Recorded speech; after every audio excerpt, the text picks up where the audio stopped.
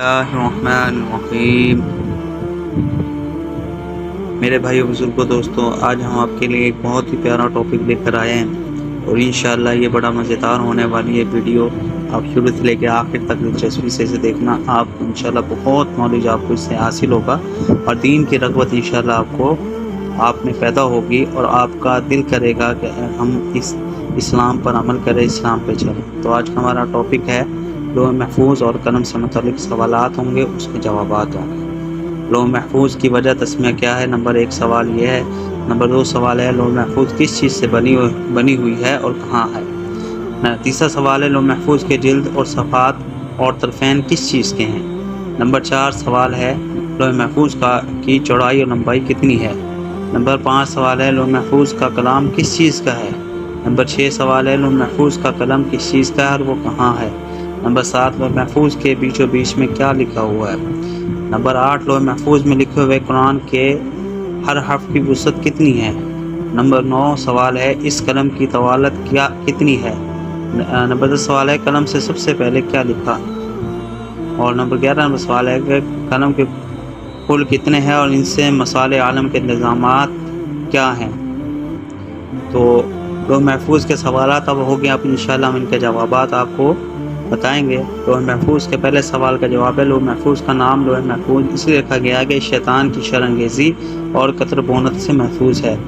دوسرے سوال کا جواب ہے کہ ابن عباس رضی اللہ عنہ فرمایا کہ اللہ تعالیٰ نے لوح محفوظ کو سفید موتی سے بنایا اور وہ 7ویں آسمان کے اوپر معلق ہے۔ تیسرے سوال کا جواب ہے حضرت ابن عباس رضی اللہ عنہ سے مروی ہے کہ لوح محفوظ کی جلد اور صفحے سرخ یاقوت اور اس کے طرفین موتی اور یاقوت ہیں۔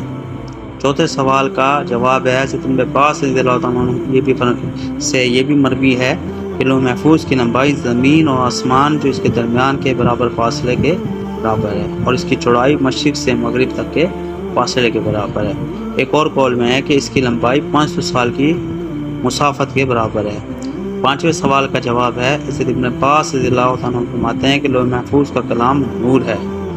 چھٹے سوال کا جواب ہے ابن عباس رضی اللہ عنہ فرماتے ہیں کہ لوح محفوظ کا قلم نور کا ہے جو اسی سے بندھا ہوا ہے، اور ایک روایت میں ہے کہ خدا نے قلم کو ایک سفید چمکدار موتی سے پیدا کیا۔ ساتویں سوال کا جواب ہے ابن عباس رضی اللہ عنہ سے روایت ہے کہ لوح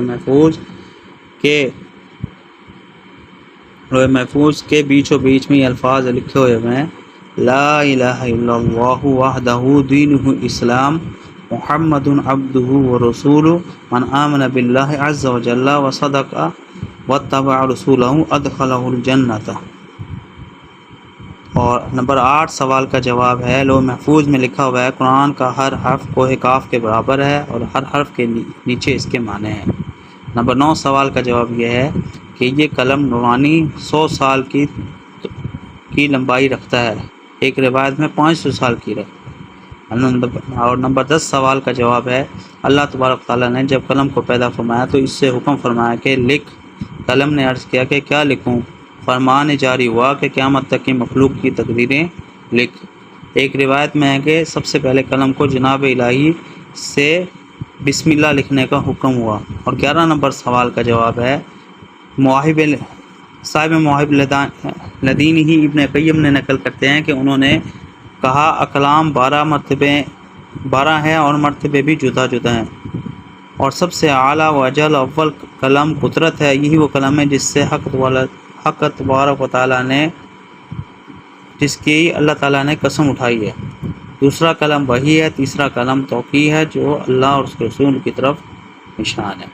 تو میرے پیارے دوستو، یہ آج کی ہم نے جو ویڈیو اور کوشش ہے اس سے یہی ہے کہ ہمارے بھائیوں میں بہنوں میں اسلام کی رغبت پیدا ہو، اسلام کا شوق پیدا ہو، ولولہ پیدا ہو اور ان کا قرآن سے دلچسپی اور اسلام سے دلچسپی پیدا ہو۔